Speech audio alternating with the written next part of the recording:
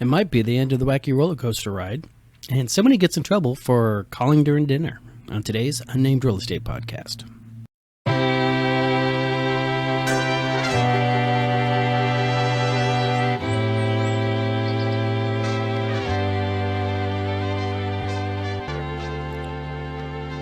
I just spent like the last 3 minutes just sitting here looking over my desk, making sure I was ready for this podcast. Hi, my name is Charles Ray Dawson. I am the Associate Broker and Residential Sales Manager for ProStar Realty. This is the Unnamed Real Estate Podcast, episode 71. And I'm actually recording this on Wednesday the 8th, because I'm sitting here at the office with nothing to do and just, all my work's done, all my homework's going, all my clients are clienting, all my lenders are lending, and my escrow officers, they're drinking heavily because that's what escrow officers do. And so I was like, I got to be here till 6 o'clock, so I'm going out to karaoke tonight.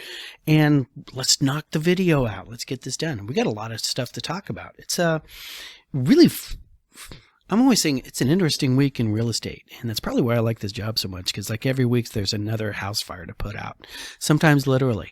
But in this particular case, some of the news that we've gotten is there from our real estate news is that local banker, but this lawsuit is happening in California.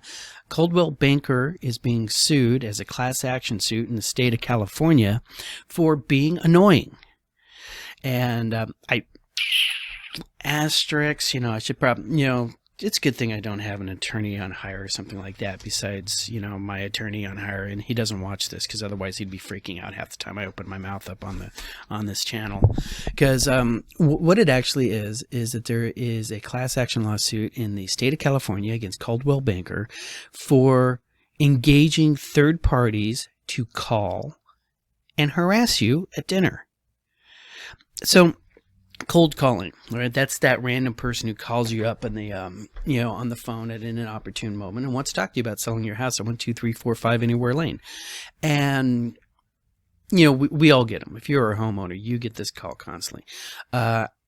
Steve, the broker, was saying he's gotten calls on houses that he hasn't owned for the last 8 years. My folks, hi Dad, up in Utah got a call at their phone number for me to sell my house down here, and I probably haven't lived there since I was 23, 24 or something like that. So, this is how obnoxious these people are. And we are told as real estate agents, hey, you can cold call, but you have to follow the laws and the rules like any other phone solicitor, right? Which means you have to verify that phone number is on the do not call list. And if it is, you don't call. Now, just as an aside, I noticed something really interesting once when I was researching this, is I literally typed into Google, do not call list, and I got one popped up, and it was awesome. You simply type the phone number in and it would tell you go, no go. All right. And then I realized that was Her Majesty's Government of Canada. Do they actually still say that? Or they, I'm still considering them a dominion, right? I don't really fall into that thing. But you just type the phone number in Canada and it tells you yes or no. All right. Down here in the United States of America, you have to go online.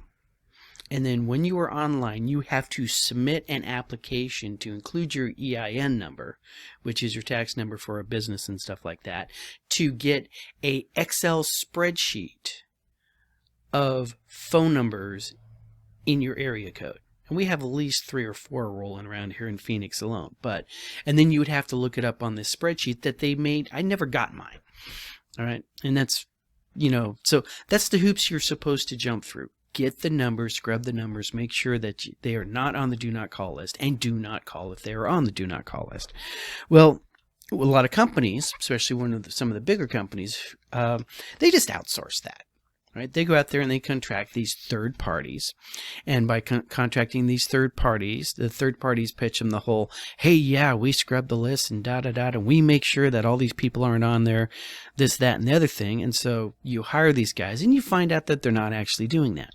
So interesting question here is the company who hired a third party company liable and responsible for that actions of the third party if they didn't actually do their homework and their due diligence. Hypothetically, this is the prosecution, this is the plaintiff's argument. They did not actually oversee their third party. All right. So that's going to be a fun one. Really would like my phone to stop ringing, and that's pretty much what I think about that. I do have a lot of fun playing around with some of these people, and between them and the people who are calling me up asking me if I want to change brokerages, I would say probably about 1 out of 3. Yeah, I would say maybe even 50% of my phone calls, if you don't include the potential spam that pops up on the phone, all falls underneath that category. So, hey, let's see how that one goes out. Other news that we got going on is Arizona is getting hot. All right, it's the temperatures are almost catching up with the real estate market because I think we're supposed to hit 115 tomorrow. So definitely not going to, it's the season. 'Tis the season for tires to melt to the streets. All right, and the real estate market is doing its thing. So let's do this. I'm going to talk to the numbers, and I'm going to I've just spent about an hour or so setting up some charts because I want to show you something about what's going to happen in the next couple weeks. I'd say maybe the next month or two. All right. So first things first, let's go to our numbers, and our numbers for click June 8th. Guess what happens when I don't edit the slide properly? June 8th, 2022. All right, actives this week are 10,327. That is up 895 from the week before. And that is not just a record for this month. That number right there actually beats all of last year. All right, not just this year, but last year. We'll get to that in this my next slide. All right, but our new listings are 3,037, up 274. Pendings this week were 1,647, up 33. Under contracts, looking for backup, 106 or 1,006, up 157. Contracts with a buyer contingency are at 122, up 5. Closings are at 1,929 last week. All right, and coming soon to an MLS near you are 1,244. So let's, and of course, Cromford report numbers, right, is that our buyers out there are at 94, all right, 100 being the, considered average, and the seller houses on the market, the selling side is at 38. So demand is at 94, down a squash, but remember, we don't actually consider it below normal demand, low demand until we see that break 90. All right. And, supply is at 38. So still, 2.4, 2.5 buyers for each house. We're still trucking along. We're still definitely in a seller's market right now, and will be for quite some time. So, but this number right here, this 1,037, I created this chart so we can have this conversation about that. All right. This is what I took my spreadsheet and I made a line graph out of this. All right. And I suck at Excel. So bear with me. These little teeth that you see right here, that's where I failed to enter, data in, and I don't know how to clear that up. All right. But the last time we were at 10,000, all right, over 10,000 was all the way back when I took the numbers on the 10th of June, all right, 2020, all right, because you can see this all through here, starting at right about here through here is all 2021, all right, this is all 2020. Now, these numbers get a little weird because of, I was only doing it every week there for a time, all right, and then you see how the chart smooths out. That's just the way this is always going to be until I quit going back that far. But just to let you know, all right, the first number I ran on this chart was on that big run up. It was St. Patrick's Day weekend of 2020, just when COVID was locking us all down. Fun fact, the fact that I say the word COVID so much on my YouTube channels means that every time I say COVID, the algorithms look at my channel to make sure I'm not saying any medical advice about COVID, all right, because then they might take away all my money, all right, meaning that I won't be able to sell ads on this thing for this particular video. Well, since I don't sell ads on this video, it doesn't matter if I say COVID over this channel, all right? But back during the beginning of COVID, all right, and we saw this spike, All right, because we had been 8s, 10s. We were seeing a nice little seasonal slide and everything going on like that. All right, and then a whole bunch of people quit looking. A whole bunch of people dropped out of their contracts, and there was I wouldn't necessarily say panic on the seller side, but if you were on the buyer side working, on a transaction, that was a really good time to lean into the seller's agent and get their scare up a bit when you're trying to renegotiate some stuff, right? And something to point out to you is that back when this first run up happened, our interest rates were at 3.5. All right. So we go through this, and then interest rates actually are coming down through this entire time on this. And it just eventually catches up. And as soon as people started feeling really comfortable buying again, and some of the lockdown stopped happening, you saw inventory just slide right off. I also think that this point right here was a whole bunch of the iBuyers, Open Door, OfferPad, those guys who had been dumping property. I mean, they literally got out of contracts. All right, they literally just canceled contracts and gave up the earnest money back then. This is when they decided to get back in. Now, if this whole little hump hadn't happened, what would we have seen? We've been seeing a normal summer run up and a normal summer go down. But because of that, we got that weird little spike. So we slide through this little seasonal bump right here. You see this is October, November, December. This is a constant, happens right before the holidays. Inventory keeps coming back up, as buyers decide, let's wait until the end of the year. Let's wait until New Year's, and then we'll start going on again. And then we see things slide down. So this whole, I'm going to bounce that over to there. All right. So this entire run, okay, has been that slow climb of inventory until we hit the holidays, and then inventory starts coming down. This is called seasonality. We see this a lot. Inventory goes up. All right. Inventory is down in the spring, up in the summer, down in the spring again, and then goes up in the summer.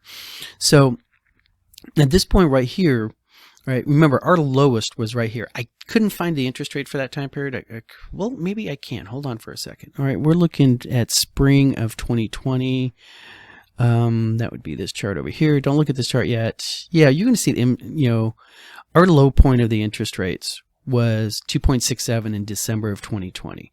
All right, so if we're at 2.67 in December of 2020, all right, that's like literally all the way back here. All right, so this is all being driven by those super low interest rates that was keeping inventory off. Here's our little spring fling. Everything, everything happens as normal right there. Then it starts picking up. So everybody today is freaking out because we're at 5.75. All right, this is going to be at 5.75, 5.5, 6. 5.75 was what I was last quoted. So this is, of course, going to make sure that individual buyers are suddenly not going to qualify for as big as house that they want. Your lower end buyers, people who were originally qualifying for less than $400,000 and less, are suddenly going to be seriously priced out of the market, because notice we're not seeing a reduction in prices. And so that starts up an inventory climb. So we are actually at the point just about, I think by next week, in fact, I could even say it now, make the proclamation, we're done with COVID. COVID is over. All right. At least when it comes to real estate, and at least when it comes to real estate in Phoenix right now, we've seen the surge, we've seen the drawdown. Now we were at the numbers that we were roughly at, right, before this whole thing kicked off. And just to let you know, it was still a seller's market back then. All right, it's still a seller's market now. All right, it was all the way back pre-COVID. I was out there with buyers, and we're just getting beat out on every offer that we're doing, because we're doing 2, 3, 4,000 over. We're bidding, asking, and whatnot, and houses are disappearing for us. All right, and this is the way it's been since 2014. So here we are. We're back in the 10s. We should be in the 20s. You're not going to see an actual balanced market until you see hit the 20s. Of course, at this rate of climb, that could be next week. Just kidding. Just kidding. You're going to see this start leveling out there a bit as, interest rates are pulling off. All right. And I think what we got here is we got that perfect storm combination of a normal seasonal growth in the summer that we always see, followed up by interest rates suddenly, spiking up very shortly, rattling a lot of potential buyers. So we'll see this eventually start leveling out at a certain point. All right. And if it doesn't, I'm going to be the first to be screaming, and you'll be seeing me freak out on the screen. All right. But I don't really freak out that much. All right. So going back to our interest rate thing, I pulled this chart up just to, this is one thing lenders love to talk about: historical rates. What are the rates historically? All right. As you can see, our low point right here that we saw, it was December 2020. All right. So that's after the COVID bump. All right. That's, started off the really weird year of 2021. All right. And we ran that for quite a bit until this sudden jump up. So a lot of this low inventory demand that you're seeing all through the 20s and stuff like that, or, 2020, 2021 is all because of that. Notice, before COVID, we were up here in the 9s and 10s, and then all of a sudden we're down here in the 4s and 6s. All right. Was caused by that low interest rate demand, which at 3.5 is still seriously low, right? Because our average over the last 50 years have been 7.7, right? And that includes the 18s of the late 1980s, all right, which some of us remember. Not me, really. I was too busy riding my BMX bike around and playing in the dirt. But, even, the time period when I first bought, we were in 5s touching 6s, pretty much where we're at now, and so on and so forth. So we have interest rates returning to average. We have inventory returning to average. Could it be possibly we return to what's called a balanced market, where houses can take, 45 to 90 days, right? 60 days inventory on the market being considered normal back in the day, right?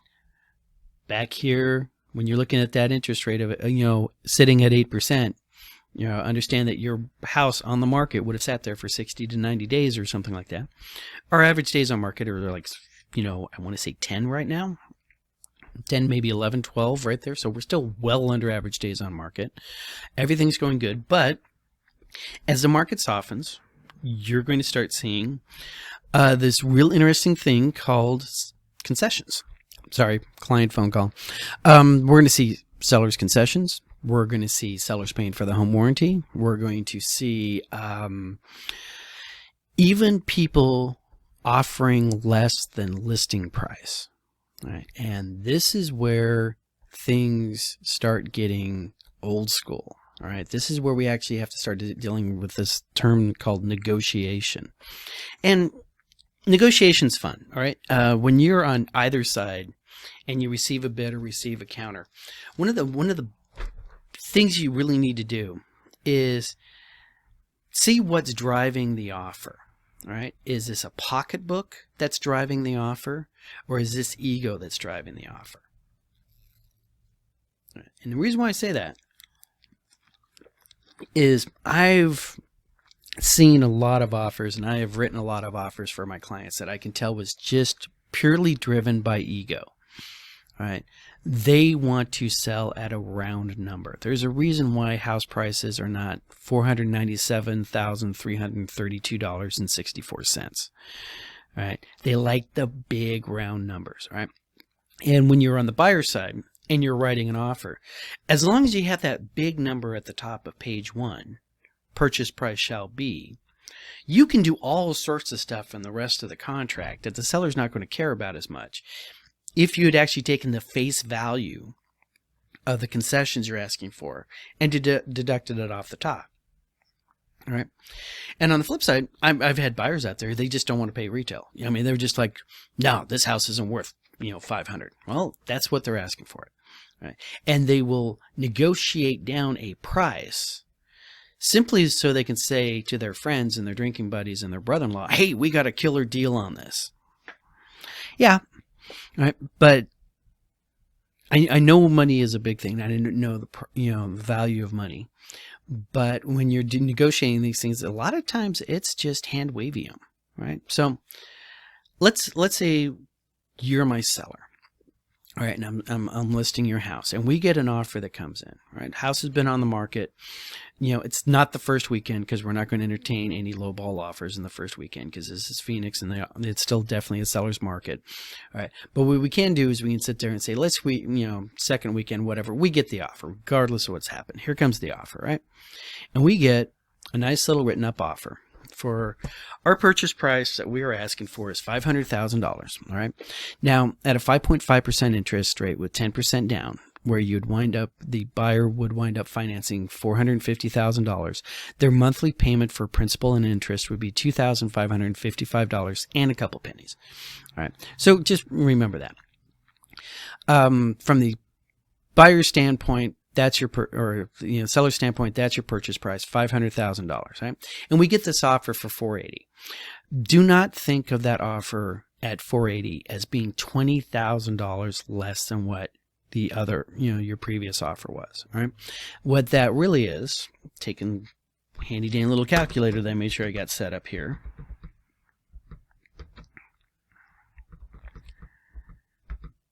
All right.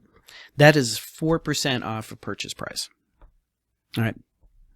Now, if you were selling anything and I said, hey, somebody just offered you, 4% less, 96%, 96 cents on the dollar, would you go for it? You'd probably say yes. But because we're human beings and we're looking at big numbers and $20,000 is, a new car or at least a used car if you could find one on this market or anything like that, people, go, wait, I don't like that. All right. It's $20,000, Now, what's the difference to the buyer ultimately, right? Instead of putting $50,000 down, they're putting $48,000 down. $48,000 down. That's $2,000 right there, right? They already got $48,000. Okay. And the other thing is when they finance out the remainder, which is like $432,000 or something like that, all right, at 5%, 5.5, should put a percent there. Hold on for a second.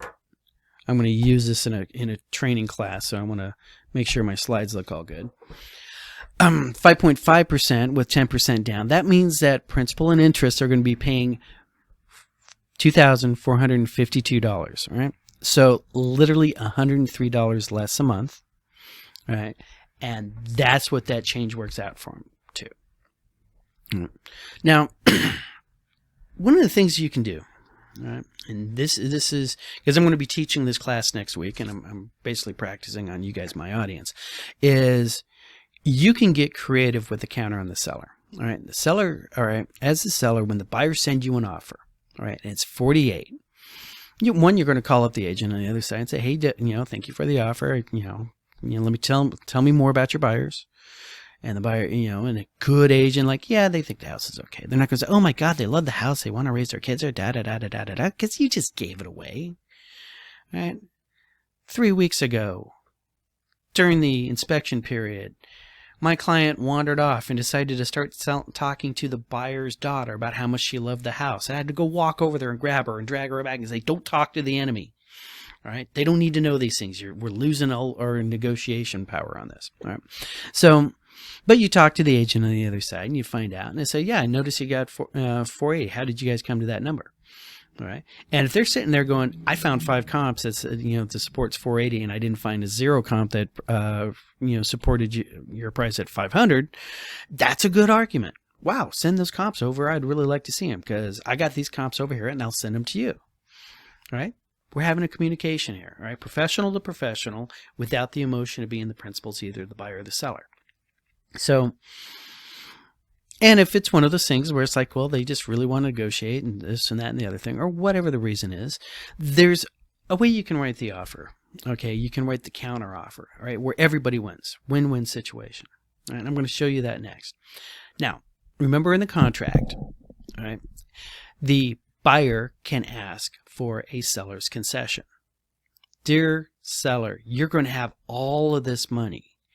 Can you help us out a little bit with some of our costs, like our loan costs, all right? And so you can write on that contract, and we're going to start seeing this again, boys and girls, all right? So all you agents out there, if you haven't written one of these things with seller's concessions, all right, hey, just come work the ProStar, and you will be getting my class next Monday all about seller's concessions and how this works out, all right? Because the buyer can ask for seller's concession. All right. And if I'm sitting there going, hey, why do you really, or why did you 40? Well, they're tight on, closing costs. I'm going to say, is $2,000 really going to make that much of a difference? Because if so, we got a problem, right? But if it is, this is how you restructure your counteroffer, all right? Now, just to let you know, I had a conversation with Pat Diomede about this today and ran it past the lender, all right? And Pat Diomede with Fairway Mortgage confirmed to me that this will work. He also mentioned a whole bunch of lender things in the background, so there is even money. There might be a chance that the lender on the buyer side is not going to know what the hell you're talking about during this whole thing, and there's an even money chance that the agent on the other side is not going to understand this. All right, but this is what you're going to do. You're going to keep the purchase price at $500,000. All right, but what you're going to do is you're going to counter back with 1.5% towards closing costs. All right, what this means to you, Mr. and Mrs. Seller, all right, is that ultimately you're going to be contributing $7,500 to the buyer's closing costs. All right, with this, the buyer is going to use 1% of that, all right, to buy down the rate. All right, and because of the way the rates are going right now, you could, for paying 1%, all right, of the loan amount, you can actually get 5%, half a percentage point off. So let's run the numbers now. You're purchasing at $500, all right? You're borrowing $450, but because you're borrowing $450 at 5% with 10% down, your payment now is $2,415. Now remember your original offer, your monthly payment was going to be $2,452, right? So you're literally paying less a month if you accept this offer than even the way you offered it. We just made it better for you. All right. What else do we have going on here? All right. At the end of the day, instead of accepting the $480 offer, right, the seller is actually going to wind up saving from their offer $11,500. Now, somewhere out there, a math person just went, hey, wait, that math doesn't work. All right, why doesn't that math work? All right, because it was 7,500. That number should say 12,500. All right, but in the interest of accuracy, I wanted to point out to everybody is that real estate agents get paid off the purchase price, not off of net. They get paid off the gross. All right, so at the $480 purchase price, they're actually, $480 purchase price, you the seller would actually be paying your real estate agents that percentage off. And if you listed it at 5%, all right, that's $1,000. All right, so you're still paying that, all right, but you're still getting all of this out. And if that was confusing, give me a call and we'll have a conversation about it. All right. But ultimately your savings on that from the $480 is going to be $11,500. All right. And on the buyer side, they actually going to wind up saving $15,820 over the life of the loan, including, because remember, we only needed 1% to buy the rate down, that extra 0.5% or $250,000 or $2,500 went to paying down all of your other loan origination fees and everything else, right? This is a win-win situation. And if you were on the seller side, this is a great way to make an offer. Or, to counter to an offer you get when they come in low. All right? Just throw this at them. All right? Now notice, a lot of times, people negotiating and stuff like that, and they got this, like we're at some sort of marketplace in the Sahara where we're haggling over the price of a camel or something, and it's like, oh, you're going to say, this camel, greatest camel ever. God, do not do the accents, Ray. You suck at it. All right, the greatest camel ever, right? And I'm sell it to you for $500. It's like, oh, this camel is old and it's decrepit, and I'll only give you 2. And oh, you're killing me. I have children to feed. And there's this whole role-playing thing and stuff like that. That's not how you negotiate. This is how you negotiate. All right. At the end of the day, everybody wins. All right.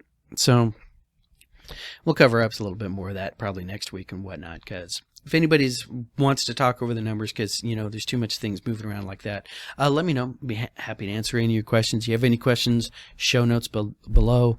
I'll be happy to answer them there. This is an old school real estate trick that only old school agents and old school loan officers really understand and really know. All right.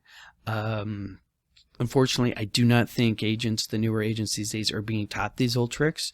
But kids, like they say in the Arizona, all right, summer is coming. And guess what? Summer's here, and the wildlings are coming over the Colorado River. So, all right. So, thank you very much for listening to that. I just hit the 30-minute mark and everything. Going to wrap this up. Look, once again, guys, all right, have a great weekend. Watch your children and pets around the water. All right. Also, like, share, and subscribe. I'm always supposed to say that. My Facebook page is below. If you don't get the YouTube notifications that I've just reposted and you follow my Facebook business page, I post, hopefully, every day after this thing goes up. I will post a link in there going, hey, this is what we're talking about then. It really helps me out. Another aside, for all of those people out there who are watching this and stuff, who are my previous clients who got the automated, and I swear to God, it was automated. All right. I'm sorry. Email out of my CRM system saying, hey, if you like me, will you send me a review? Thank you, everybody who actually sent me reviews. I didn't know that email had came out. And all of a sudden I had all these people just emailing me saying nice things about me. And it really hit like right at the right point. I'm like, why are these people? And then I read into the context, went, oh, well, I didn't solicit, but listen, I mean, people I haven't seen for like 3 or 4 years or sending me these glowing reviews, and it's awesome. And thank you all very much for that. And in a bit, because of some marketing stuff, I might ask a lot of you guys to write those reviews on Google for me, because we're looking at a new ad campaign, but that's down the road. But thank you very much. Once again, watch your children and pets around the water. All right, work your circles. And one of these days I'll explain to you what that means. Have a great weekend.